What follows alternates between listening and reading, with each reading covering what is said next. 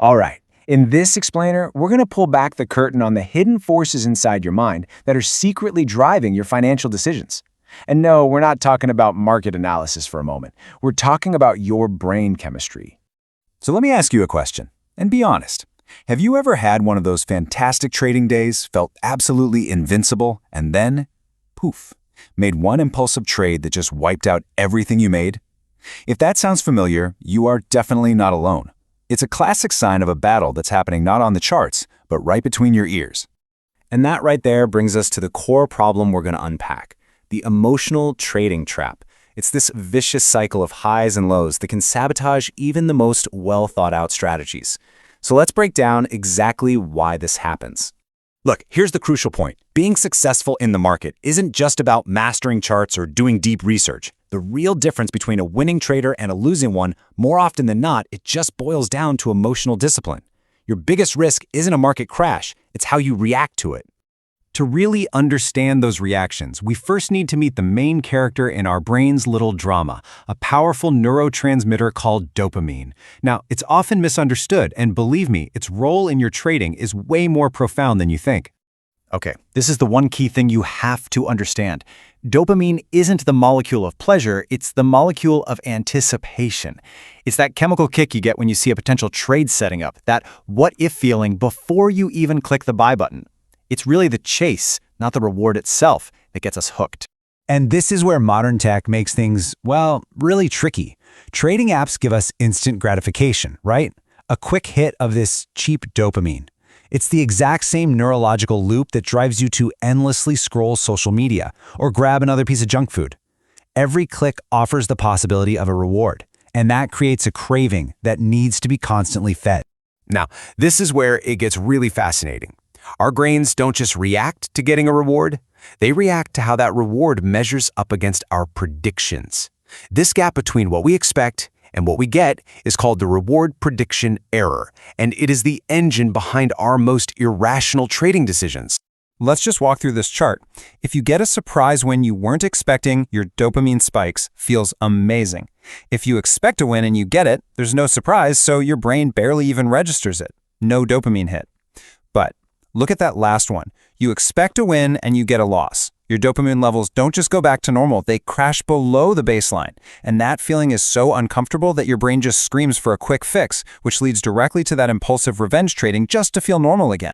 But, dopamine is only one part of the story. Our brains also come with a set of pre-installed mental shortcuts, or as we call them, cognitive biases. You can think of them like software glitches that systematically distort our judgment, especially when we're under pressure. So first up is the house money effect. After a string of wins, you start to feel like you're playing with the casino's money, not your own. You see your profits as this treasure you just found, totally separate from your initial capital. This little mental error makes you treat those profits as less real, which causes you to take on bigger, way more reckless bets. Next up, we have the illusion of control. This is the belief that we can somehow influence outcomes that are actually completely random. In trading, this usually looks like overloading a chart with dozens of indicators, creating this complex dashboard that gives you a false sense of command over all the market's chaos. But in reality, you're just one person in a small boat surrounded by very unpredictable waters. And finally, there's the incredibly powerful anchoring bias. This is our tendency to get stuck on the very first piece of information we get.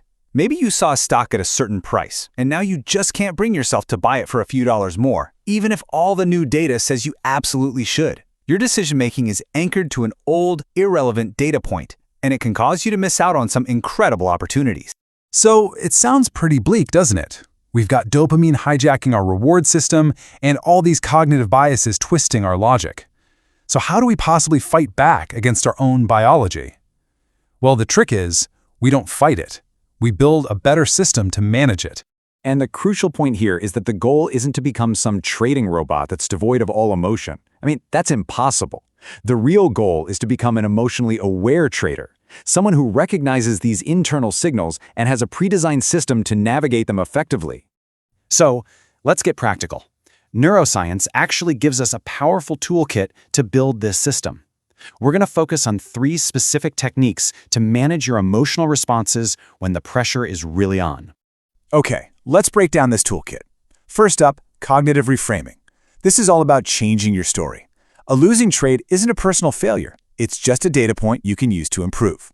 Second, interoceptive awareness. This is just a fancy way of saying, listen to your body. That faster heartbeat, those sweaty palms, that's your nervous system sending a warning signal that you're getting emotionally reactive. You need to heed that warning. And finally, chronobiology. This one's simple. Trade when your brain is at its sharpest. For most of us, that's mid to late morning.